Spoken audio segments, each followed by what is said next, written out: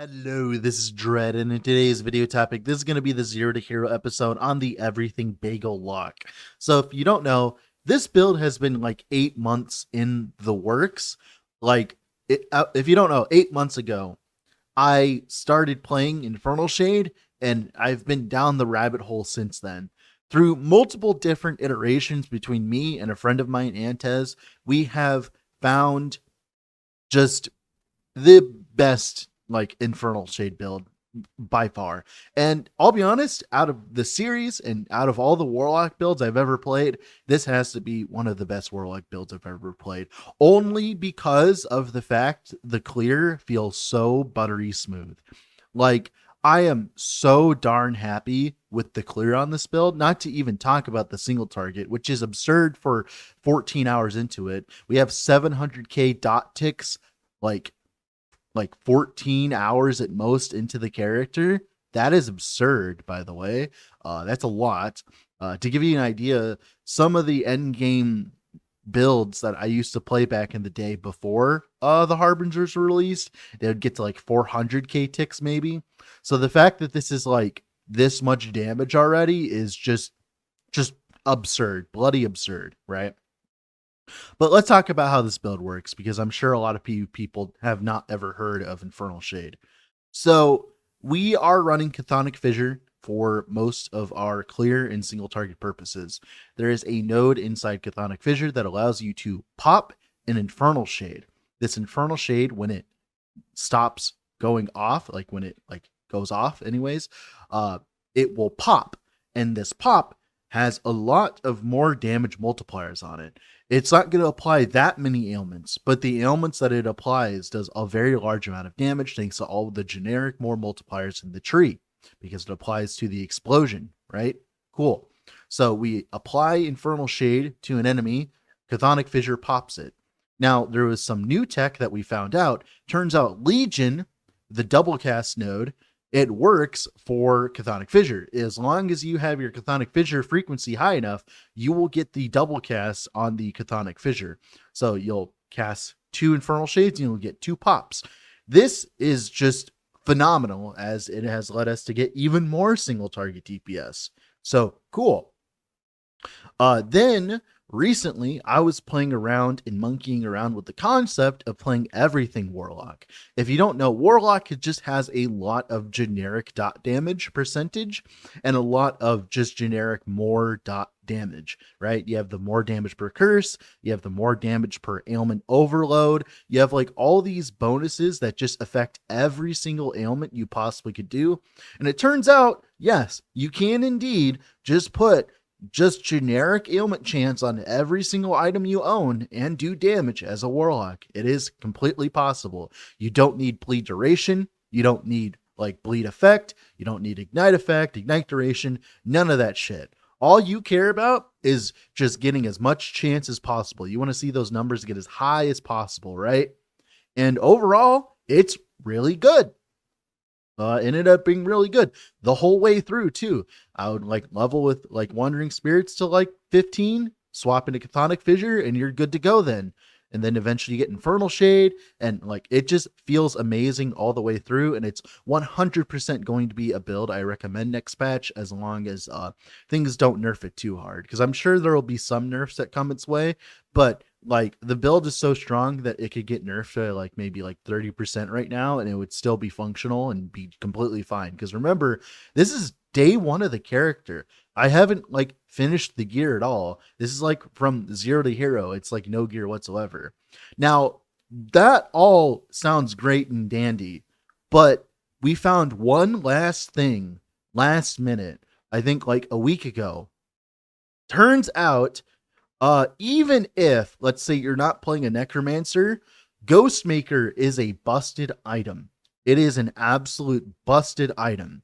Let me explain. So the chance to kill the Infernal Shade on kill. So if you need some knowledge on some Infernal Shade mechanics, if I apply Infernal Shade and I kill the enemy that has Infernal Shade on it, then that counts as the Infernal Shade going away, because it has ended its, duration prematurely.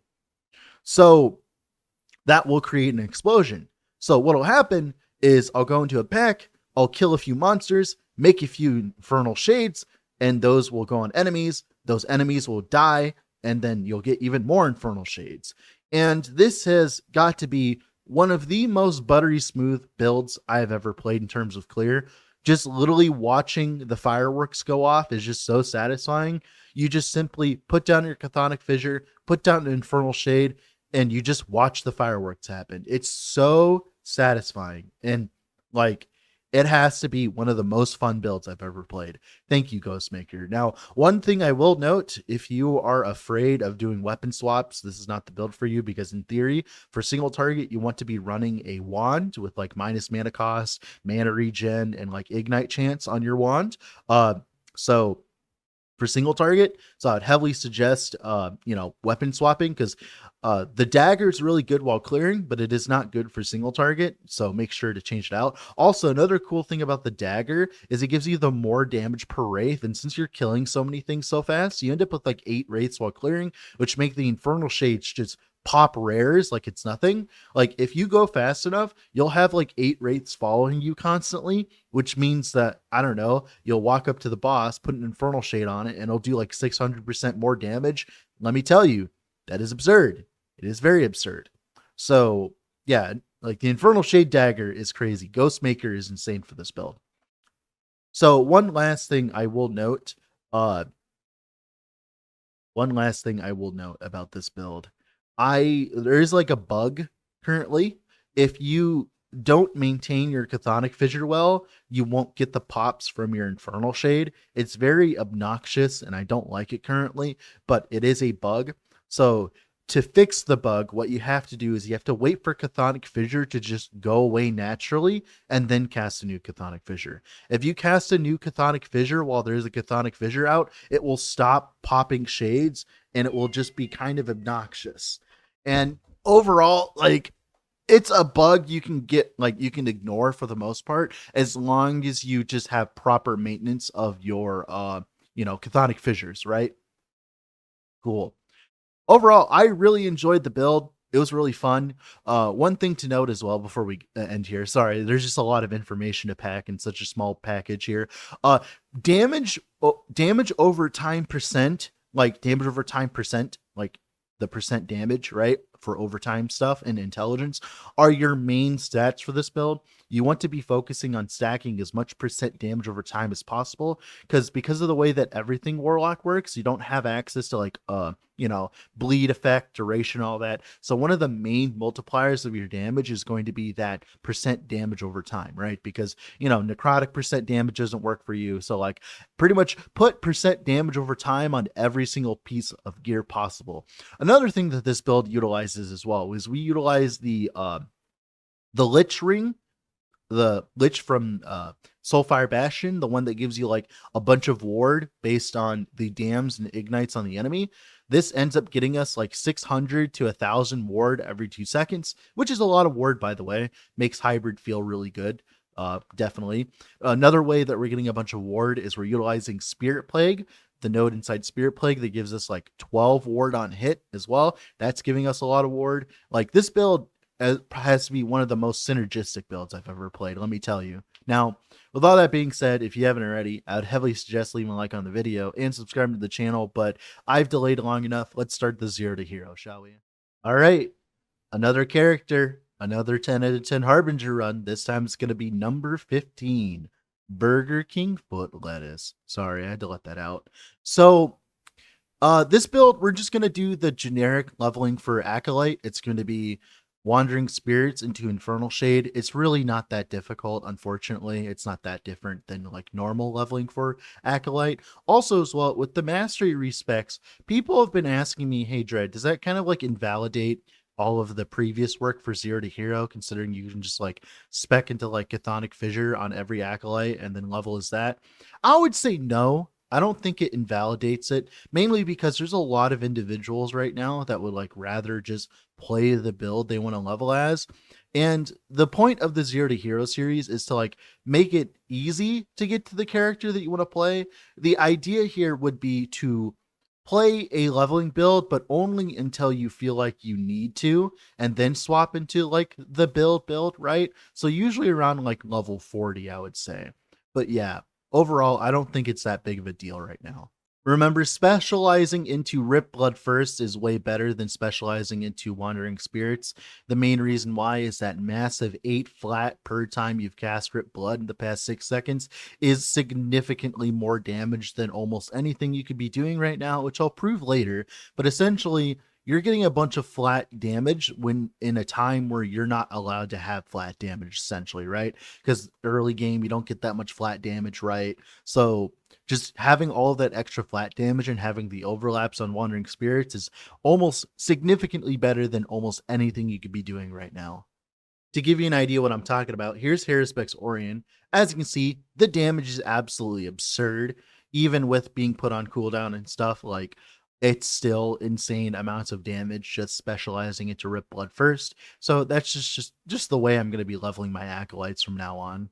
Act 2 is pretty much the same all the way till we get Chthonic Fissure, but I just wanted to like stop here and think about something. You know, is it really an everything bagel if like they don't put on like meat and like vegetables and stuff like that? Like obviously they put on like the poppy seeds, they put on like the crunchies and stuff like that. But can you really call it an everything bagel if it truly doesn't have everything on it? I feel like that's kind of like mismarketing, no? Like if you don't put legitimately everything on it, doesn't that mean that like it's not an everything bagel? I just feel like the marketing is just a little misleading. Also, as well, I've actually never had an everything bagel, unfortunately, but I heard that they're pretty good. I've had normal bagels, and I really like having like egg bagel sandwiches. Those are pretty good. Like bagels in general are pretty good in my opinion. I've really enjoyed every time whenever I get to like have a bagel. Speaking about breakfast items, due to lack of supplies the other day, I had to reach into my cabinet and grab like the easy make espresso, like the instant espresso stuff.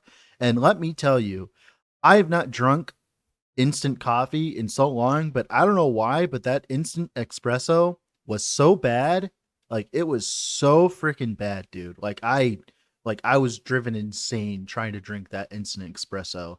Like I don't know why people think it's good, but like let me tell you, versus like a nice brewed cup of coffee, it tastes like absolute garbage. Because, like, if you think about it for a bit, right? I'm prior military service. The coffee in the service was really bad, mind you, right? Especially if you drink it black. But I still rate this instant espresso worse than the coffee that I had in Oklahoma. And then, like, as well, I drink my coffee black, like, all the time. Like, I'll drink it with creamer I'll drink it with creamer when I can, when I'm able to. But, like, I'm completely and comfortably able to drink coffee black as long as it's hot, but that instant espresso, I don't know why, it just did a number on me. It was just so horrid. Like just every like taste of it, like it was so bad that I went and heated up like a day old coffee sitting in the coffee pot, and it still tasted better than the instant espresso. By the way, that was day old coffee, no sugar, just black coffee because I needed my caffeine fix because I woke up early, right? Overall, like I really can't recommend you like instant espresso at all. Oh, it's so freaking bad. So here about where we get access to Chthonic Fissure and Infernal Shade right now. We did a little bit of a respec to get to this point. I was trying to utilize Rip Blood up to this point, but it just didn't feel very conducive to the character using Rip Blood this far. I think you definitely unspec out of Rip Blood by the time you get to Chthonic Fissure and then specialize into Transplant to get the mana back when you use a Transplant, because getting your mana sustain up is like one of your biggest priorities early on with Chthonic Fissure. As you can see, it costs a lot of mana. Now, on single target, the idea is you'd put down a Chthonic Fissure and then, cast Infernal Shade on them. I'm not using Infernal Shade yet, I believe, because I don't think I need it right now. Also, as well, I don't have the pop node. I wouldn't even be casting Infernal Shade that often until you get the pop node, because it's really not worth it, to be honest. Here's our Harden real quick. Do you think he's a fan of instant espresso? I feel like instant espresso would cause me to go undead. Like, if you think about it, right? Like, as you can see, though, we do have that Infernal Shade pop, and it just feels so good. Obviously, like right now, we're having mana management issues, and that's just because, like everything costs so much mana, and we don't have that much access to mana regen.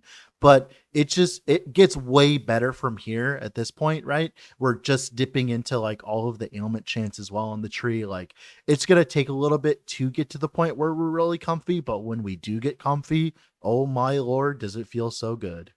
The weird thing about the instant espresso though as well is on the packaging it like said that like it would be really good for tiramisu. And I've had tiramisu before. And let me tell you, right? Uh like instant espresso would not be good in tiramisu at all. Like, obviously, if you're unfamiliar, tiramisu is not an item in Vampire Survivors. It is indeed an actual dessert. It's like a little cake or whatever, right? But I really don't think that like I would not put that shit in my tiramisu like any day. So this part is the probably the worst part in leveling by far. As you can see, not only do you have copious amounts of large amounts of physical damage hits, you also have access to getting destroyed by ailments, specifically Hydra poison. This is why in all of my characters, I specifically go out of my way to get as much sustain as humanly possible, whether that be leech at the bottom of Lich. I found in general that early on, it's worth grabbing all of the spell damage leech nodes on Lich and then swapping into the leech from Warlock when you get access to it. It's kind of a very easy and convenient way of getting a bunch of leech very quickly on an acolyte, and it helps a lot specifically for this zone because this zone is probably one of the worst zones in the entire campaign because one of the biggest problems is if I die here, I get sent all the way back to the entrance. And let me tell you, I've had situations where I've been knocked to the entrance multiple times. I got very close there, right? Like, it sucked, man. But did it suck as much as instant espresso? I don't know. That's questionable. Here's Spy Master Zarek. Like, I don't know, man. Like, I'm just like, I'm so like indoctrinated into the coffee cult that like even black coffee is better than like instant coffee. There's just this kind of like a really weird taste to instant coffee that I can't really shake off anymore. And I don't know, I just can't drink it anymore. Although Spy Master Zarek looks like he drank a few cups of instant coffee, if you get what I mean, though. My only problem with like making my own coffee at home is it's never easy to like make enough or too much. Like, you know, I don't know how much coffee I'm really in the mood for at the time. And I end up like either making way too much or way too little. Like, for instance, this time around, I feel like I made too little because I'm going to be working for the next straight, like maybe 10 to 14 hours or something like that. So I feel like as though I haven't made enough coffee. But then, like, every so often, I'll make like a bunch of coffee and then like I'll not drink a single drip of it. And then of course it goes to waste. So I wish there was like a way where like I could plug my coffee machine into my brain and it could like, you know, feel my vibes and tell me when it's time to like make coffee, Instead of me like having this weird inefficient setup where I'm constantly like wasting coffee. Instead, it could just be like, okay, your brain says make coffee now, Dread. I would like that. All right, here's the twins fight, the end of the campaign pretty much, because after this, you just go and do all of your side quests, you get all your idle slots, do a little bit of Act 4, get to the tree man. It's really not that bad. As you can see, our mana is slowly getting better. Another thing I would like to state is we do actually incorporate Spirit Plague and Bone Curse in the build. I will talk about it actually probably in the next slide of how it works, but essentially we're using them to debuff enemies significantly, right? Because we're trying to just get as much damage as humanly possible. But essentially, what's really good about Spirit Plague, as you can see that ward right there that I'm getting, that is Spirit Plague right there. Because there's a node inside Spirit Plague that gives us like 12 ward on hit when we hit an enemy, which is just an absurd amount of ward even this early on, as Chthonic Fissure hits a lot, and so does Infernal Shade. So you just end up with so much ward for free. And this is the kind of stuff that makes hybrid really good in last epoch currently, in my opinion. So here's the first monolith. So talking about Bone Curse and Spirit Plague real quick. Spirit Plague gives you a node that gives you a 150% chance for the enemy to be bled. So that's just a lot of ailment chance. Since we're causing a bunch of hits, that's just a lot of more damage. Also, so Bone Curse has a 75% chance for Bone Curse to bleed the enemy based on a hit, and you can actually scale it with more damage multipliers inside Bone Curse's tree, which is cool. And as well, those are both curses. So that on top of Anguish and Torment, that's 12%, I think, no, it's actually 16% more damage from the Warlock Mastery. So that on top of the damage overload, more damage, which is like 12% more damage in endgame, on top of, damage while you have an ailment, an overload and all that, all of those combined, it's just lots and lots of damage. It's also a lot of less damage taken from enemies based on our curses. Right now, I think it's like 2% per curse. So we're taking like 8% less damage taken from enemies as well. So here's our Summon Abomination. As you can see, we have everything going. We actually spec Bone Curse in a different way. We spec it so it's only one target to get the 40% more damage with the bleeds. Now, normally, this is about when I would ask if he actually likes instant coffee, but he's already dead, as you can see.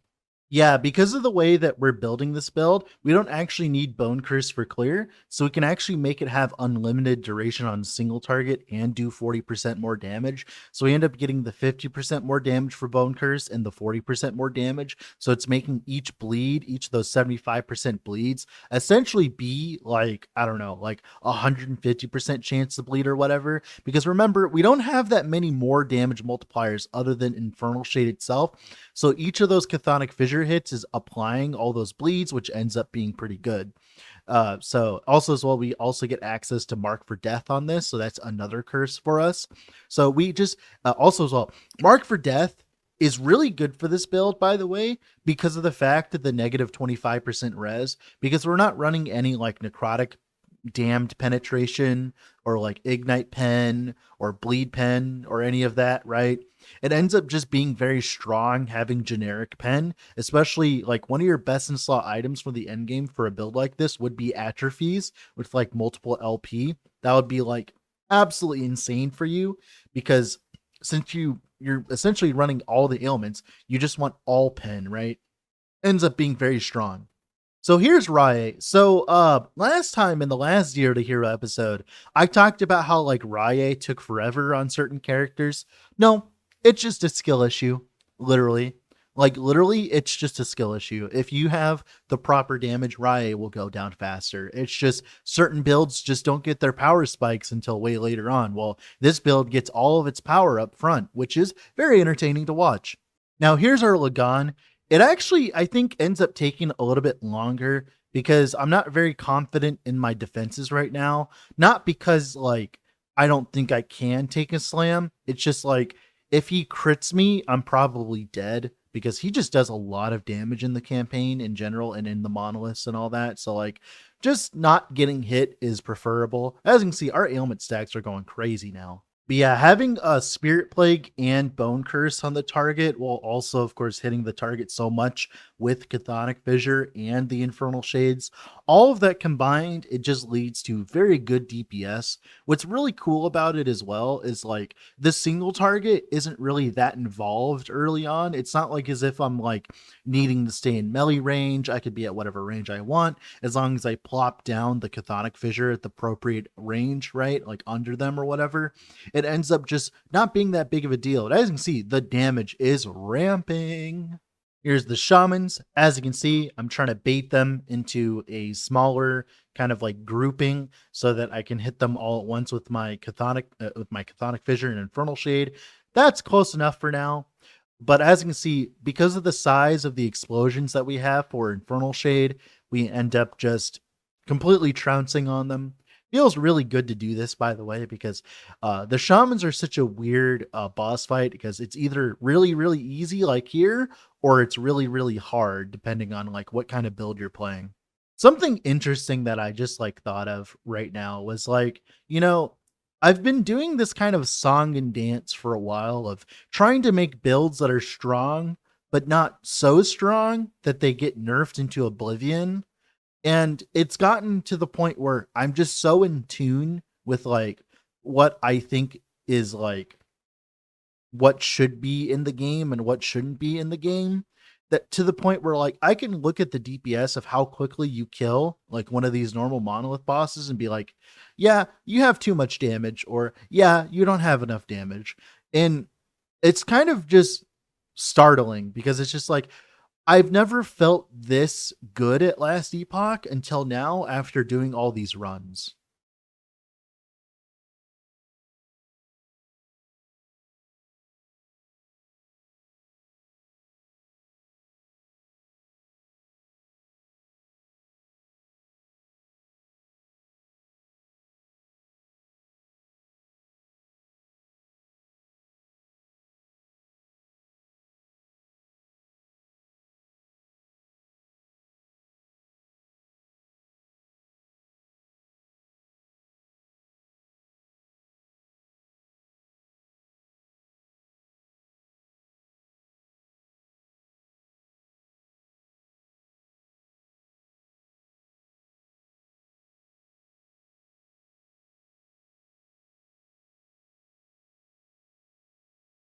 Yeah, because like I was like thinking about the shamans there for a moment, and I thought about like an earthquake build and how quickly they would die to an earthquake build or whatever. And I'm just like, earthquake would kill them like twice as fast. And I'm like, well, that's kind of overpowered. I think earthquake's probably going to cop a nerf or two next patch. Probably, it's kind of strong. So, but then I like look at this. I'm like, isn't this also strong? And it's just all on a spectrum, in my opinion. I'm not very good at this kind of conversation because I view all these builds kind of like how I would view children. They're all just like, you know, my my sires, right? They're all my little projects. And I don't want to see them get ruined, right? Like that's why I'm so butthurt about Serpent Strike, because Serpent Strike was like one of my favorite builds of all time. It's like one of the oldest build guides on the channel if you go back and look far enough. So like seeing, Serpent Strike get ruined like it did, it kind of makes me a little sad, but it's whatever. So this is where we accidentally dropped a 2 LP Soulfire from a Nemesis, and we also dropped a +3 to Infernal Shade. You do not need a +3 to Infernal Shade to make this build good, by the way. Just having a Soulfire is enough of a boost. Infernal Shade doesn't actually need all these plus levels for this specific build to function. I just wanted to do it because, like, let's be real, I've done 15 of these. That's always been a good question I've had with myself. I'm like, do I like restart the run if like I get too lucky or whatever? And my problem with that is like that's not natural, right? Re-rolling stuff and throwing really good items on the ground really isn't the way that I should be going about things in general.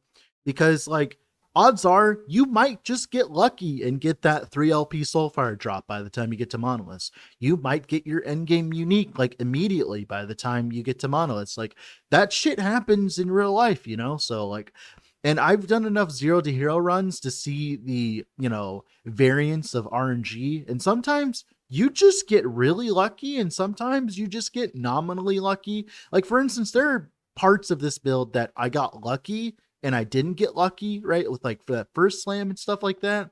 So I think it's just kind of a mixed bag. And I feel like trying to manipulate the RNG to make it so it's not overpowered or whatever would be kind of a fallacy. But as you can see, we got 2 empowered monos. Here's a quick DPS check that I always do for these characters. As you can see, we're already climbing up to like 300k ticks, which is absurd for like getting 2 empowered monos. Like to give you an idea here, okay?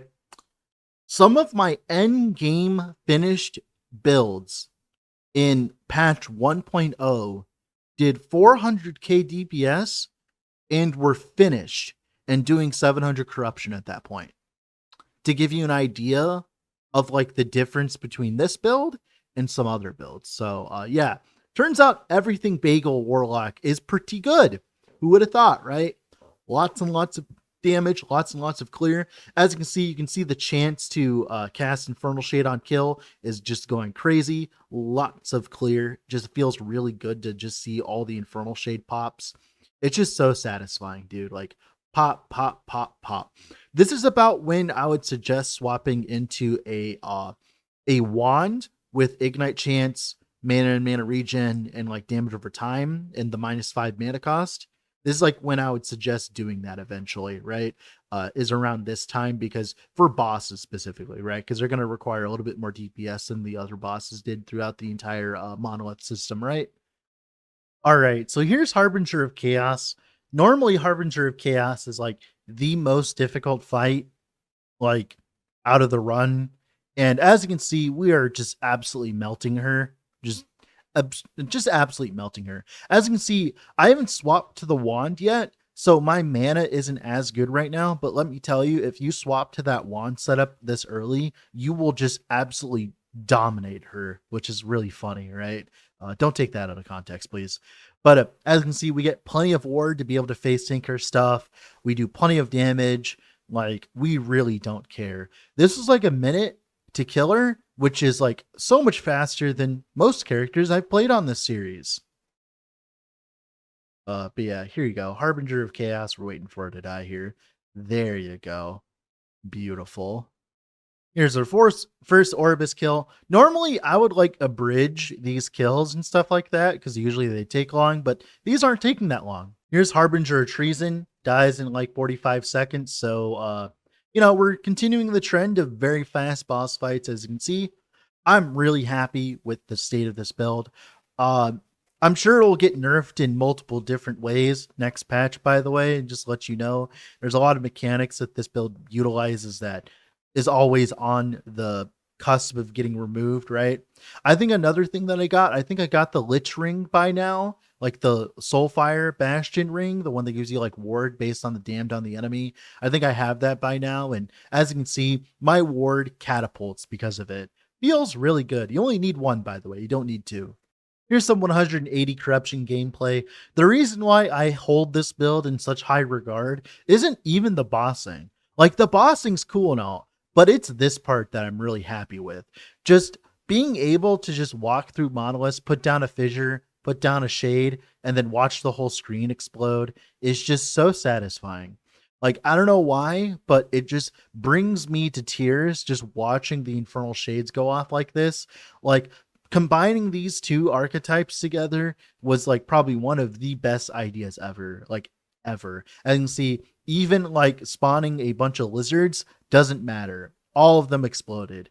Oh, it's just so fucking good, dude. Normally, I don't show the normal monolith bosses when I'm doing this, but turns out, even like at this state of the character, we end up having so much DPS this early on that like this is just completely like not a problem. Like, this is at most like 8 hours into the character, mind you, for my speed. Of course, obviously your speed may vary, but that was absolutely disgusting, mind you, especially with the modifiers that I currently have, like with the endurance and all that. Like, that was just absolutely disgusting. As you can see here, building up lots of stacks, 400 dam stacks and 200 ignite stacks. That is currently 1200 ward every 2 seconds, mind you. Of course, eventually, if you refine this, you'll have like probably 999 stacks on poison, damned, bleed, and ignite eventually when you refine this to more. But overall, just really satisfying to watch all the ailments on the top of the bar. It really is the everything bagel, you know? Like, if you like look at that, like, imagine like a bagel with all of those on it. I wish I could put that in the thumbnail, but people really wouldn't like get it, unfortunately. Here is another Orbis, just to give you an idea of how strong having that wand weapon swap is versus having the dagger for a single target. Oh, look at those. Look at that damage ramping. It's just, oh, it's so beautiful. So beautiful, dude. And we don't have to worry about mana at all. Oh, it's beautiful. We're going to speed up the rest of this because, let's be real, this build hasn't had that many issues since the end here. So here's the Harbinger of War. Just pretty simply, pretty quickly dead. Not that big of a deal. Here's another Orbis. lots and lots of deeps, even with him like actually hitting me and stuff. Lots and lots of deeps. Not a problem whatsoever. Just absolutely beautiful. Here's Harbinger of Pride. Oh yeah, by the way, I died here, but he died too, so it doesn't matter. God, watching these Orbis kills is so, I don't know, mesmerizing. Like each one has been like 25 seconds long, which is like so much better than like most builds I play. Is this what it's like to play an overpowered build, guys? I don't know. I don't play them that often. Like I've played like Torment Warlock before and stuff, but like this is just on another level. Of course, Harbinger Defilement down, didn't really take that long either. Another orb is down, didn't really take that long either. Really didn't. At this point, I had enough Glyphs of Envy to just rush all the bosses, which is really satisfying, mind you, after doing 15 of these runs. Very, very, very satisfying.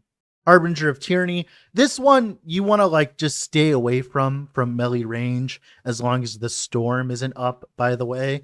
When the storm isn't up, you just want to be far away from him in general. Here's some quick footage of 300 Corruption, by the way.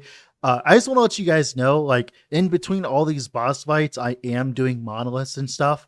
And let me tell you, this build is so smooth in monoliths now.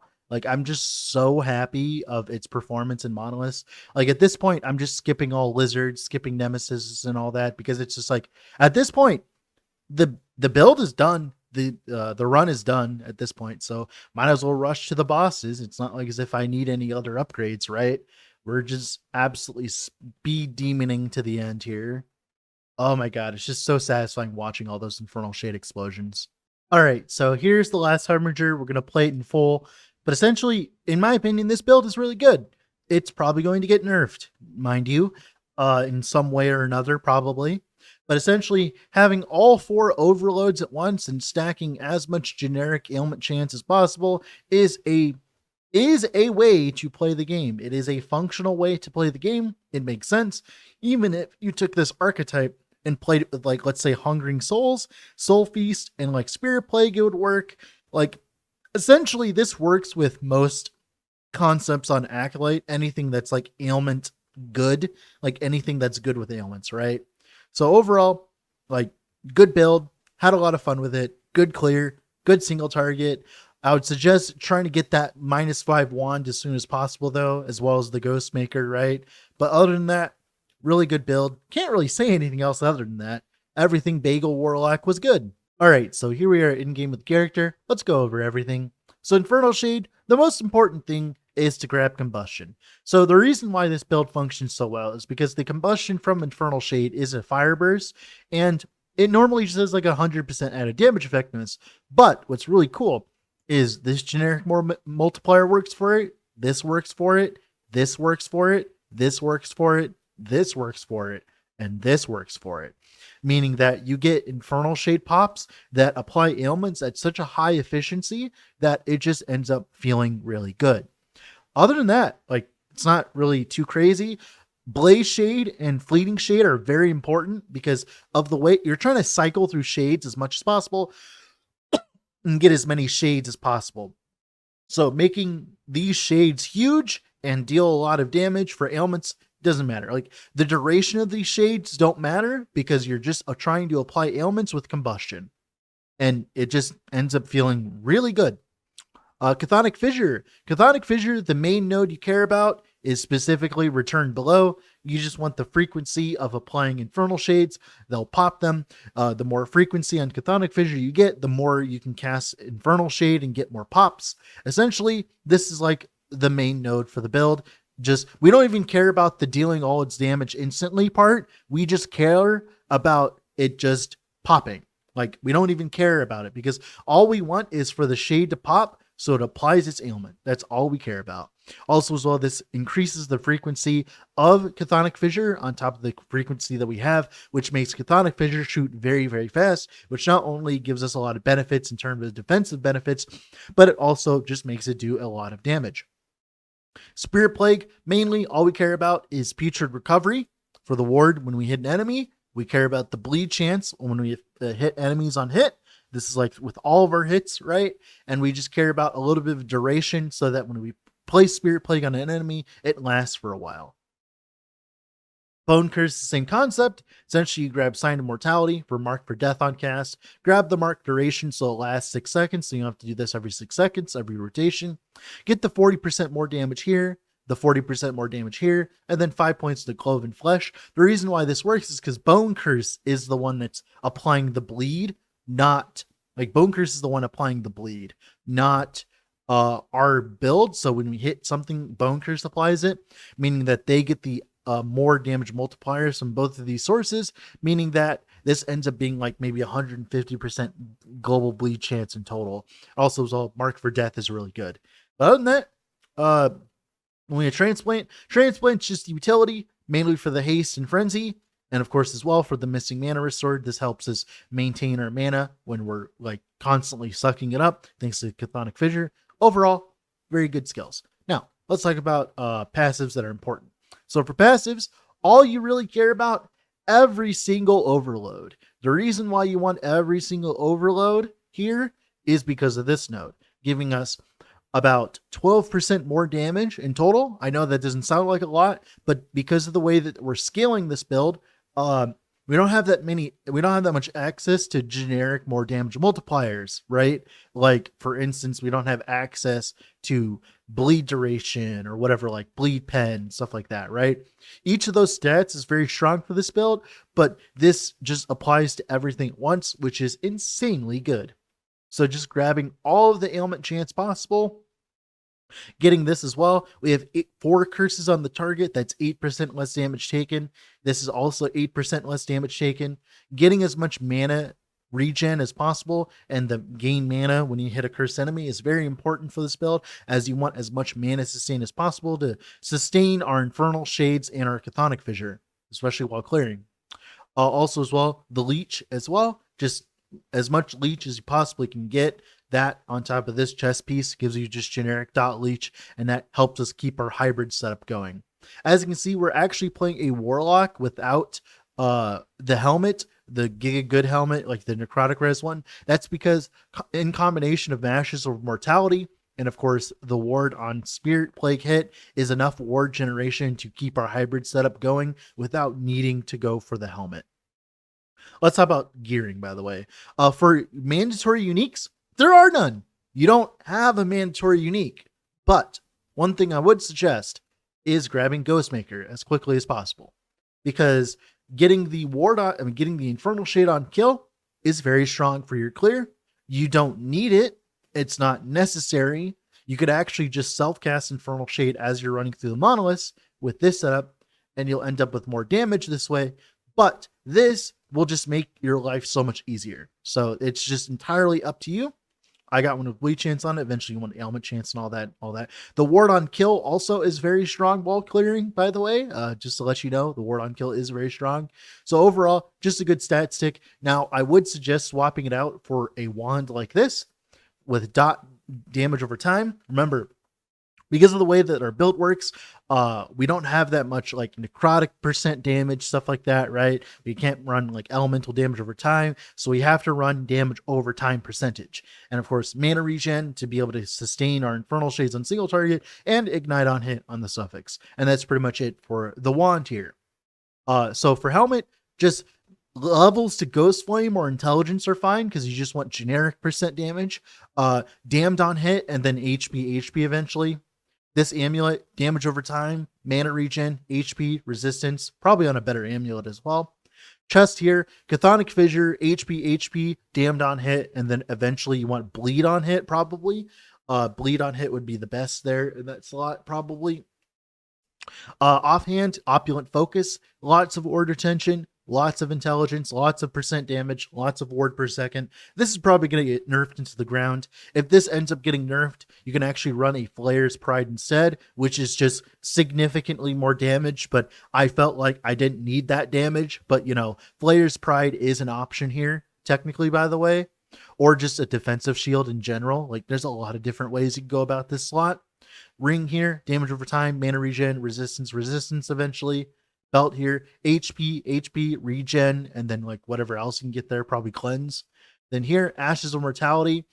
This is from the Soulfire Bastion tier 1 boss, like 50% chance. Essentially gives us a lot of ward per ignite. The numbers on the thing don't matter. The only thing that matters is the ward on hit. But essentially, not only does this give us a decent amount of percent damage for our necrotic ailments and for our elemental ailments, it also just gives us a lot of ward. This ends up being like maybe 1200 wards every 2 seconds. Absolutely insane.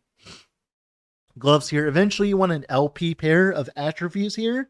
LP, but this kind of pair works fine for now.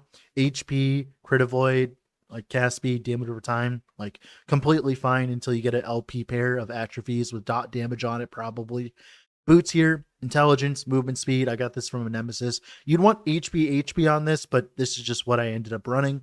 Blood of the Exile is an insanely good slot for here because the bleed duration just ends up making your build better, and Blood of the Exiles are just generically good pairs of boots, so that's like one thing you can do. Then Soulfire here. Soulfire is just good in general, just lots of ignite chance for our Chthonic Fissure hits and our Infernal Shade hits. Also as well, it's just a very low level base, so we can get like plus Infernal Shade on it and damage over time on it. Eventually, this is what you're going to want to aim for. Maybe HP as well in a 3LP Soulfire. 2LP Soulfires are actually very easy to get. 3LP Soulfires are like your best in slot, and eventually you'd want a 4LP one, but like that's like way later. For idols, this is your best in slot idol. This on top, this plus poison chance on the suffix. Then as well, you can also run damned on hit idols as well if you don't have them, and then just percent damage over time while you have while you have an ailment overload, and then poison chance on the suffix. And that's pretty much it for the build. That's pretty much it for the character. With all that being said, this has been Dread. Off to go do something else. Bye.